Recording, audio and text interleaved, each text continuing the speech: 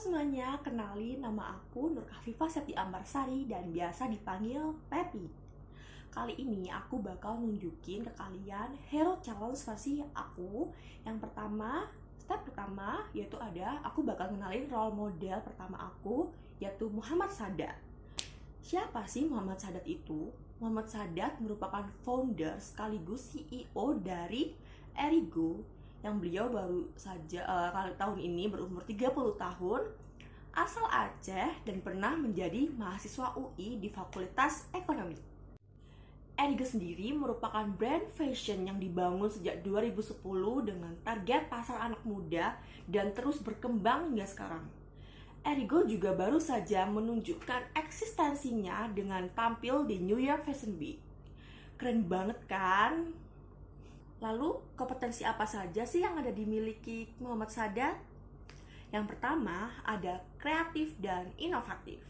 Muhammad Sadat mampu menciptakan produk yang tidak biasa. Contohnya, membuat produk dengan tema etnik untuk anak muda yang saat itu sangat jarang ditemui. Lalu, memanfaatkan peluang. Muhammad Sadat mampu melihat apa kebutuhan dan selera pasar. Contohnya, Erigo mulai menjual produk yang cocok untuk dijadikan berlibur saat tren traveling sedang muncul. Jadi, oleh karena itulah tren itu yang membuat Erigo bisa menjadi sebesar ini. Lalu, mengambil dan memperhitungkan resiko. Muhammad Sadat mau mengambil keputusan yang beresiko seperti mengikuti event besar dengan modal yang besar, walaupun tidak ada kepastian akan berdampak banyak bagi produknya. Lalu Muhammad Sadat juga mampu memanfaatkan networking, yaitu Muhammad Sadat mengikuti event untuk membuat produknya lebih banyak dikenal dan juga bekerja sama dengan platform penjualan online agar produk-produknya tuh lebih banyak yang dikenal. Lalu untuk role model selanjutnya yaitu adalah entrepreneur yang aku kenal sendiri, yaitu Ibu Tanti Agustin. Saat ini Ibu Tanti berusia 50 tahun, asal Porong, dan hanya mengenyam pendidikan hingga SMP saja. Tapi luar biasanya Ibu Tanti mampu memimpin bisnis yang dibangun oleh suaminya ini hingga sebesar ini. Untuk mengetahui lebih lanjut mengenai Ibu Tanti dan beberapa pertanyaan ketambahan bagi Ibu Tanti dan percetakan ARB, yuk kita dengarkan rekaman wawancara aku dengan Ibu Tanti. Selamat sore Bu Tanti. Selamat sore.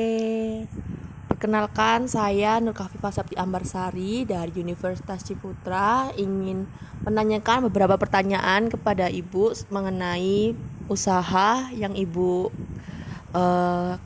lakukan selama ini. Bisa diceritakan sedikit mengenai pekerjaan ABRB ini? Bisa. Percetakan kami ini dasarnya menerima segala jenis barang yang bisa dicetak dan berhubungan dengan kertas apapun itu, undangan, buku, banner, map, stiker, buku yasin, dan lain-lain. Pokoknya pelanggan mau kita penuhi walaupun kadang agak sulit permintaannya, tapi kita totalitas untuk bekerja. Sekecil apapun order, enggak apa-apa, saya terima. Siapa tahu nanti ordernya menjadi besar gitu. Lalu kalau boleh tahu, percetakan ini telah bekerja sama dengan perusahaan apa saja ya Bu? Saya menangani 3 rumah sakit, Nak. Rumah sakit Mitra Sehat Medika, Geraha Pasuruan, sama rumah sakit Pusdik Bayangkara Porong. Dan saya menangani 2 pabrik kayu, Kreasi Sarana Lestari, sama pabrik Ando, pabrik sepatu untuk stiker-stikernya. Dan saya menangani juga map-mapnya untuk BRI cabang Mojokerto dan BRI Sumenep untuk sablon payung, sama BRI Manuan Surabaya gitu, Nak. Lalu kalau boleh tahu bagaimana cara Ibu untuk mencari customer baru dan menjaga customer agar terus melakukan order ke percetakan Ibu? Dimanapun berada harus selalu ramah sama orang, sekaligus menawarkan percetakan kami, siapapun itu. Siapa tahu itu nanti nyantol. Terus selalu menjalin hubungan baik dengan supplier dan orang-orang yang pernah pesan sama kita. Yang penting selalu totalitas untuk bekerja. Itu dengan senyum dan ramah. Itu nak.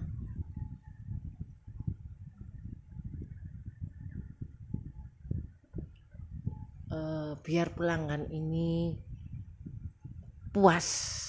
Terkadang ya ini kalau kerja ya ada sedikit rugi dan lain sebagainya, itu pasti ada, tapi enggak apa-apa. Yang penting customer ini puas. Saya selalu bekerja dengan totalitas. Begitu nak. Terima kasih Ibu. Baik, terima kasih Ibu. Lalu ini saya ada beberapa pertanyaan tambahan. Bisa tolong dijawab ya. Iya nak. Untuk pertanyaan pertama, nilai tambah apa yang Anda tawarkan dibanding para pesaing Anda? Dapatkah Anda menceritakan proses penciptaan nilai tambah tersebut? Ya itu tadi nak, kita bisa memenuhi hampir semua permintaan dan pesanan walaupun agak sulit, tapi kita harus bisa memenuhi yang dia pesan gitu. Untuk pertanyaan kedua, apakah Anda pernah melakukan perubahan yang berdampak positif dari perusahaan atau bisnis Anda? Rumah sakit sama bank itu kerjasama sama percetakan. Sejak percetakan ini saya pegang. Baik, lalu untuk pertanyaan ketiga, keterampilan bekerja apa saja yang Anda pelajari sendiri selama berbisnis di luar studi yang pernah Anda alami? Jadi tahu cara memperlakukan pelanggan dengan baik dan benar itu gimana? Itu nah.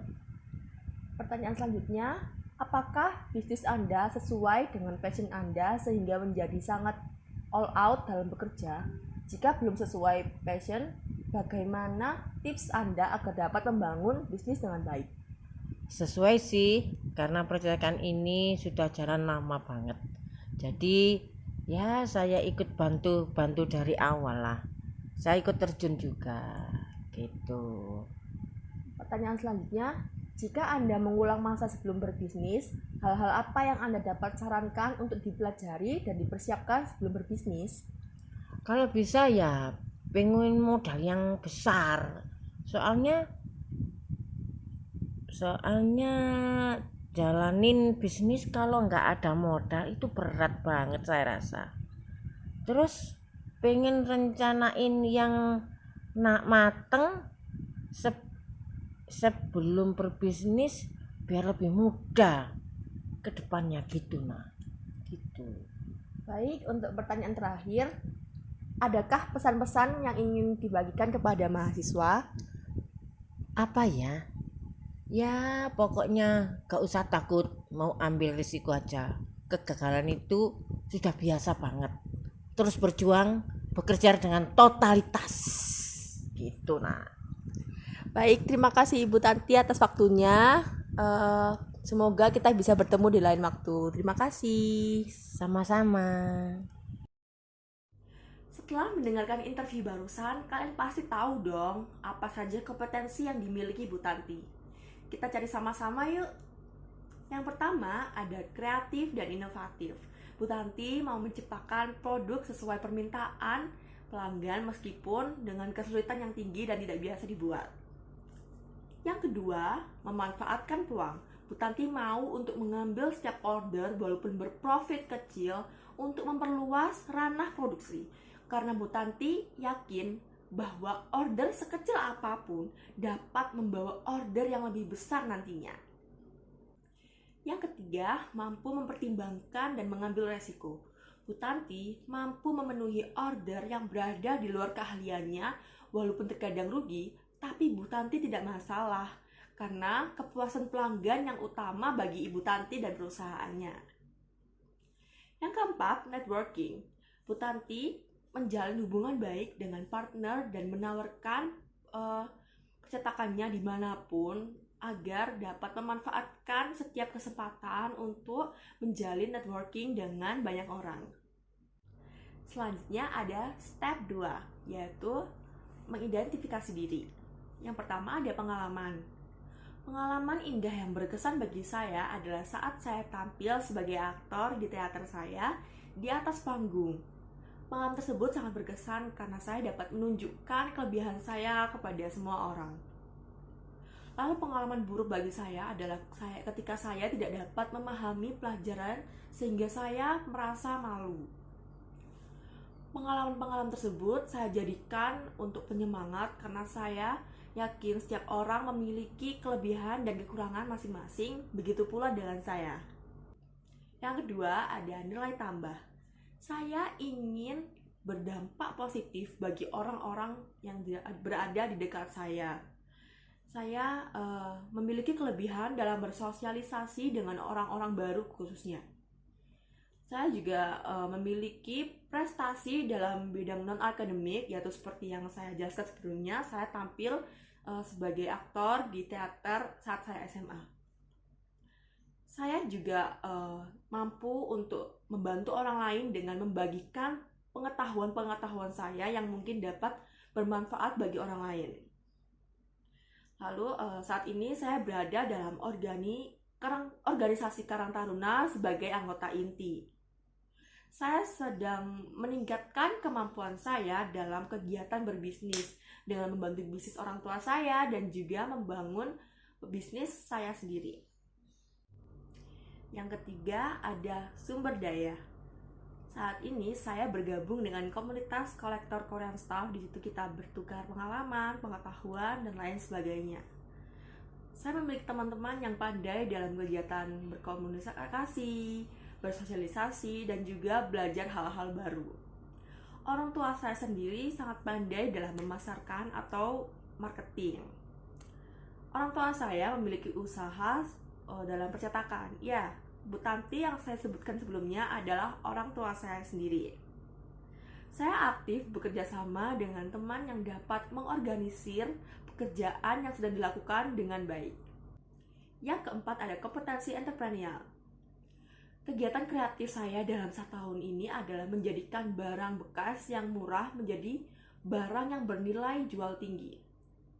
Saya berjual thrift shop ini saat sebesar sekarang saya mengetahui hal tersebut dari Twitter. Lalu saya melihat peluang bahwa kalau saya menjual barang-barang yang hanya satu, itu akan membuat orang semakin ingin membeli hal tersebut karena hal tersebut hanya ada satu. Ya, saat itulah saya memutuskan untuk menjual baju-baju bekas atau yang biasa dipanggil dengan thrift shop. Selain membuka thrift shop saat belum tren seperti sekarang ini, saya membuka Just Tip Changing Color, tumbler dari Starbucks. Saat itu memang sudah banyak sekali just tip yang berada di luar sana, tapi untuk wilayah saya tidak banyak atau bahkan tidak ada yang membuka just tip tersebut. Jadi saya membukanya karena saya berpikiran kalau kenapa tidak saya saja yang membuka kalau saya memang menginginkan hal tersebut begitu. Lalu kegiatan beresiko yang pernah saya lakukan adalah mengambil job atau pekerjaan dengan 0 pengalaman. Sebelumnya, saat itu saya diminta untuk menjadi warehouse bagi barang-barang dari Korea untuk all shop kecil sebenarnya. Tapi itu lumayan, saat itu saya mengambil barang, job saya adalah mengambil barang dari kantor pos, lalu mensortirnya, mencatat ada barang apa saja dan juga mengirimkan ke pelanggan-pelanggan kita. Saat itu saya belum memiliki pengalaman sama sekali, jadi saya benar-benar mencoba dari nol. Saya mengambil job tersebut karena saya ingin meningkatkan pengetahuan dan skill saya. Walaupun saya tahu bahwa pekerjaan ini cukup beresiko untuk mengganti rugi, karena paket-paket tersebut yang dikirim dari Korea merupakan barang-barang yang cukup rentan akan kerusakan karena goresan sedikit saja dapat mengurangi harga tersebut. Tapi karena saya ingin mencoba hal baru, kayak saya ingin menantang diri saya untuk mengambil job tersebut. Cara saya untuk memperluas relasi demi memperbanyak pengalaman saya yaitu tentunya dengan berkenalan dengan banyak orang dari berbagai kalangan untuk memperluas relasi, karena jika saya hanya berkenalan dari lingkungan itu saja, saya tidak akan berkembang. Yang kelima yaitu mimpi saya. Hal yang ingin saya kembangkan dan juga kerjakan adalah membangun bisnis orang tua saya. Lalu hal yang ingin saya raih namun belum sempat dijalankan adalah mempelajari keahlian lain. Contohnya belajar bahasa baru, karena bahasa yang saya pelajari itu saya sudah lumayan, karena saya ingin belajar bahasa lain. Harapan saya adalah saya ingin dapat berpenghasilan stabil sebelum lulus kuliah. Minimal saya ingin di umur saya 25 tahun itu, sebelum 25 tahun saya bisa berpenghasilan 100 juta per bulan, dan yang akan terus berkembang dan bertambah banyak nantinya. Saya ingin dikenal sebagai orang yang baik dan juga berkompeten atas apa yang saya lakukan. Dan saya ingin memberikan dampak baik secara ekonomi dan mental bagi orang-orang sekitar saya. Lalu yang terakhir, step 3. Hal yang ingin saya pelajari dari role model saya dan sangat berguna bagi saya adalah untuk tidak takut dalam mengambil resiko dan harus totalitas dalam apa saja yang saya kerjakan. Saya ingin mengembangkan lagi rasa bertanggung jawab dan berusaha agar tidak dapat untuk mudah menyerah.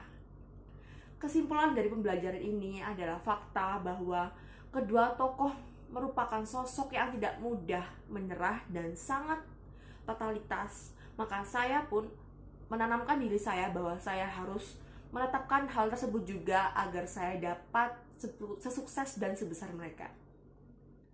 Makna hidup saya yaitu saya menyadari bahwa saya harus terus belajar hal baru dari manapun itu untuk menambah pengalaman dan memperluas pandangan saya.